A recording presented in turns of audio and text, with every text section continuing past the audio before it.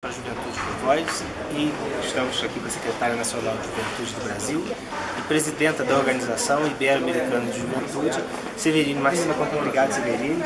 Queria que você falasse um pouquinho sobre participação de juventude. O que você acha que pode ser feito para que os jovens tenham acesso aos espaços de decisão? Bom, no nosso entendimento, no Brasil, a participação da juventude ela tem que ser premissa da constituição da política pública de juventude. A gente tem muito limite ainda, efetivamente, para garantir que os jovens tenham uma participação ativa no processo de elaboração, formulação, no monitoramento e também, obviamente, na avaliação, na implementação dessas políticas. Mas o nosso entendimento é que a participação, além dos espaços institucionais, formais, como as conferências, os conselhos, que são muito fortes hoje no Brasil, os espaços diretos de negociação da sociedade com o governo, a gente também precisa, além desses espaços, potencializar os canais diretos, onde os jovens diretamente vão poder opinar sobre essas agendas e essas políticas. O nosso entendimento no governo brasileiro e esse esforço que vem sendo feito na OIJ é para que a gente não entenda a participação social como um dever que o Estado está fazendo porque está fazendo um favor efetivamente para a sociedade. Nosso entendimento é que a participação tem que ser compreendida como uma política de governo, uma política de Estado e uma política permanente, né? A gente está falando de participação ativa nas políticas e na sociedade. E os jovens vão às ruas, foram no Brasil recentemente, massivamente, cobrar mais e melhor participação, instituições mais abertas, mais democráticas. Então, sem dúvida nenhuma, é um dos grandes desafios, mas é uma das nossas prioridades de ação. Por isso, no Brasil, a gente criou também um observatório participativo que chama-se Participatório, que junta participação com o observatório, que é uma plataforma virtual onde os jovens podem opinar, sugerir, discutir os temas sobre juventude e política de juventude, independente de fazer parte de uma organização, de um conselho nacional, por exemplo. Então, é criar canais concretos e aprofundar para que todas as políticas, para além da juventude, incorporem a participação como um método permanente, como um método de governo. Recentemente aprovou-se o Estatuto da Juventude e a sua secretaria teve participação primordial nisso. Gostaria que você falasse um pouquinho sobre os projetos da Secretaria Nacional de Juventude do Brasil. Tá ótimo.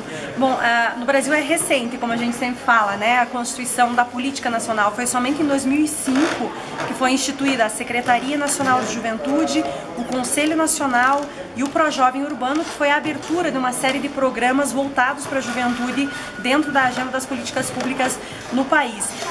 Esse fortalecimento institucional é uma agenda ainda presente, é uma reivindicação presente, tendo em vista que somente em 2010 a Constituição Federal no Brasil assimilou o termo jovem como sujeito de direitos. E somente agora, esse ano, como você falou, nós conquistamos o Estatuto da Juventude, que demorou 10 anos no Congresso Nacional, quase 10 anos, para ser aprovado. E ele é muito importante porque é uma declaração dos direitos dos jovens. Os jovens é sujeito de direitos, sim. Quais são os direitos? O direito ao território, a participação, a educação, a mobilidade, o direito à cultura, ao lazer, ao esporte, a uma vida segura, né? O direito a poder viver no campo ou na cidade em segurança, ou seja, um conjunto de direitos. Mas, para além de definir os direitos, o Estatuto encaminha a necessidade do Estado brasileiro se organizar melhor para assegurar esses direitos e para garantir que as políticas aconteçam. Então, ele encaminha a criação do Sistema Nacional de Juventude e nós agora estamos debruçados na Secretaria Nacional para a constituição do sistema. Em 6 meses vão apresentar uma proposta também dialogada com a sociedade civil de um sistema que defina melhor o papel dos municípios, dos estados, do governo federal, a importância de ampliar os conselhos para que a política aconteça, se fortaleça, tenha orçamento, né? Um orçamento mais amplo e para que, de fato, ela vire uma política de Estado. Independente da posição do governo A, B ou C, agora é lei. A política de juventude precisa acontecer. Então, para além desse nosso esforço agora da constituição do plano e do sistema, a Secretaria desenvolve, em parceria com 10 ministérios e coordenado conjuntamente com a Secretaria de Promoção da Igualdade Racial, o Plano Juventude Viva, que é um plano de prevenção à violência contra a juventude negra no Brasil, que são as maiores vítimas de violência, as maiores vítimas de homicídio, ampliando o acesso a direitos, às políticas, nos territórios mais expostos à violência, uma ação forte no campo das políticas públicas para os jovens rurais, uma incidência no âmbito da coordenação e da articulação da política de juventude junto aos demais ministérios. A Secretaria tem uma tarefa articuladora e coordenadora da política, né? Um fortalecimento da participação social, como eu já falei, em relação ao fortalecimento dos conselhos, do Conselho Nacional de Juventude, do participatório. Desenvolvemos um programa de integração das políticas de juventude no território, que é a Estação Juventude. São alguns dos exemplos das iniciativas que a Secretaria executa, mas sem dúvida nenhuma o que a gente espera, né, ao final dessa gestão, é fazer com que o tema seja ampliado, não só no âmbito do governo federal, não só no âmbito dos estados e municípios, mas que ganhe mais escopo na sociedade, né, e que essa voz das ruas, esse grande movimento que aconteceu no Brasil, ajude a fortalecer para que essa agenda seja sólida e permanente no Estado brasileiro e para que o Estado também reconheça o papel protagonista dos jovens na construção política, não só como sujeito de políticas públicas, mas como sujeito ativo das transformações em curso no Brasil e também na América Latina.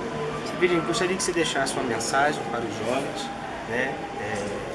O Juventude com Voz ele tem acesso a toda a América Latina. Eu gostaria que você deixasse uma mensagem para os nossos jovens. Bom, a mensagem é que a gente continue caminhando, seja a nível dos governos, seja a nível da sociedade civil organizada, das organizações políticas, dos conselhos de juventude. Nós precisamos ampliar cada vez mais espaços de diálogo conjunto, mas também de construção de pactos em torno desta agenda de juventude. Então, a Organização Ibero-Americana de Juventude é um espaço, os espaços da Unasul, da CELAC, do Mercosul, são outros espaços hoje que já vem acontecendo na nossa região, os espaços auto-organizados pelos jovens, sem necessariamente a participação do governo. Então, o que a gente quer é fortalecer esses espaços, mas criar canais de diálogo entre eles, para que a agenda de juventude seja, para além dos nossos países, para além dos nossos governos, incorporada e assimilada em toda a região, especialmente na América Latina. Os jovens têm um peso enorme do ponto de vista demográfico, mas tem um peso político, econômico, social e eu diria também cultural, né, importante. Então o recado é, o nosso esforço como governo do Brasil, como Organização Ibero-Americana de Juventude, é de fortalecer essa agenda. Acho que a gente precisa fortalecer esses espaços, né, e construir no conflito, na divergência e também na pactuação uma maneira de fazer com que a política de juventude avance e que os nossos jovens deixem de ser vistos somente como sujeitos beneficiários de política, público-alvo de política, mas como ator social fundamental para a transformação do nosso continente num continente mais igual, mais inclusivo, onde os nossos jovens tenham garantido o seu direito à emancipação e à autonomia por um projeto de desenvolvimento que seja sustentável de fato e que, por que não, os objetivos do desenvolvimento sustentável incorpore, para que todas as nações ligadas às Nações Unidas, por exemplo, incorpore também esse fator como fator primordial para esse desenvolvimento. Então, um forte abraço para vocês e estamos juntos nessa luta aí.